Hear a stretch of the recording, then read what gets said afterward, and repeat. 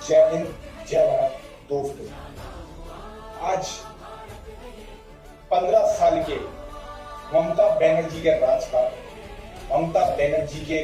राज का अंत हुआ।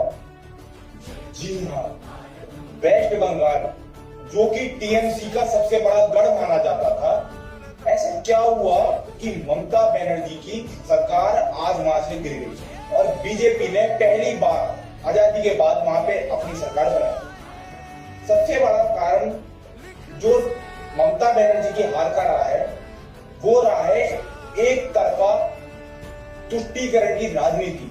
जी हाँ, ममता बनर्जी सेकुलरिज्म के नाम पे सिर्फ एक कम्युनिटी को फायदा पहुंचा रही थी और सिर्फ वेस्ट बंगाल के अंदर दंगे करवाने का काम वह कर रही थी। लेकिन आज एक बहुत बड़ी जीत है भारत की।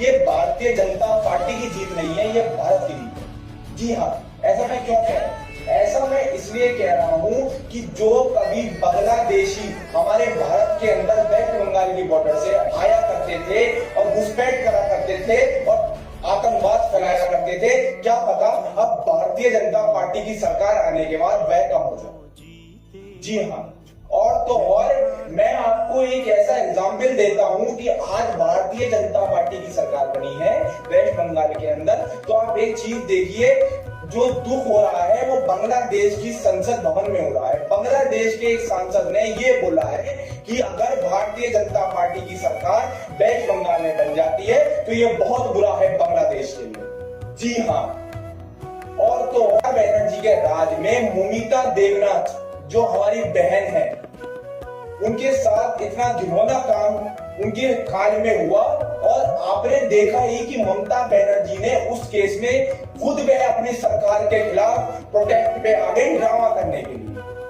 तो सोचिए, ये उन लोगों को चेतावनी है कि कोई सरकार, चाहे वो कितनी बड़ी नेता हो, कितनी बड़ी राजनेता हो, हमारी बहन बेटियों के ऊपर कोई पार्टी नहीं, कोई सरकार नहीं। हमारी रत्ना देवनाथ जी भी वेस्ट बंगाल में पनहाटी सीट से विजयी हुई।